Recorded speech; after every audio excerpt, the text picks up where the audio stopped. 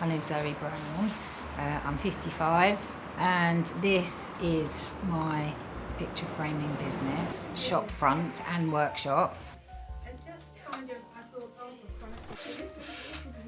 So my mum started the business in the early 1980s.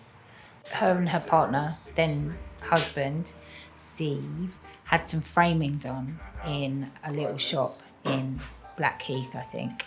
And they really enjoyed the process and they both thought it would be they were looking for a business to start together, and they both thought that this was a good business to explore. This is a painting on paper. First of all, we just enjoy it for a minute. Look at it, it's really colourful, amazing thing. So we'll think about what might suit it best, considering their personal style.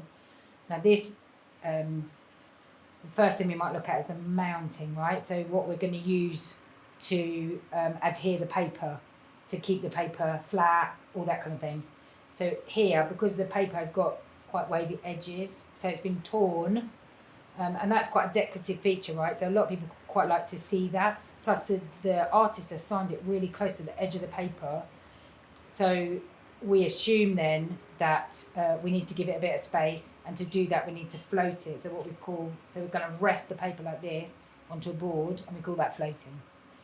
And then we look at different frame options. So it's really colourful. So I might show someone a colour frame.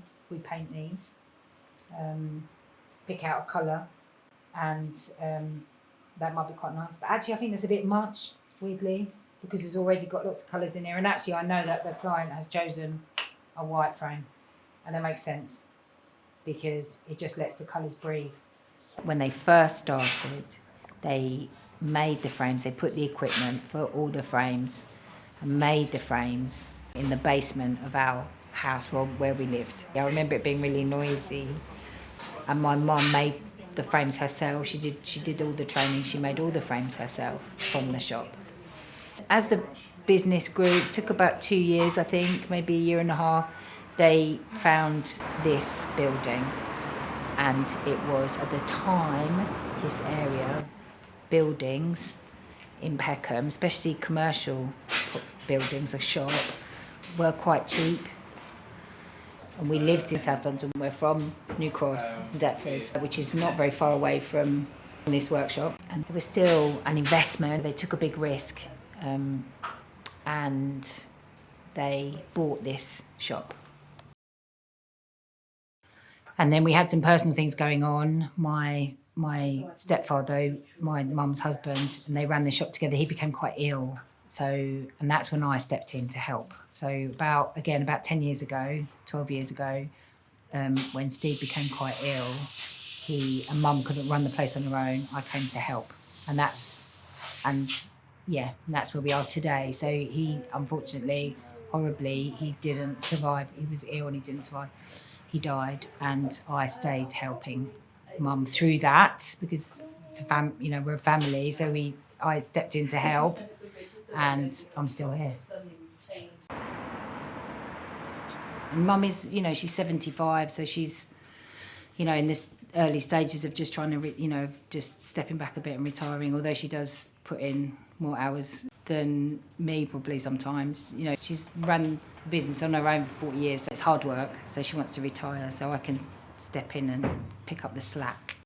Yeah, it's hard to know, isn't it? Like, what is the future? I think what I'd really like, actually, is to have a bigger space for manufacturing businesses that require a certain amount of space in London. So creative manufacturing businesses, it's a really crucial moment, because sheer square foot space is really premium.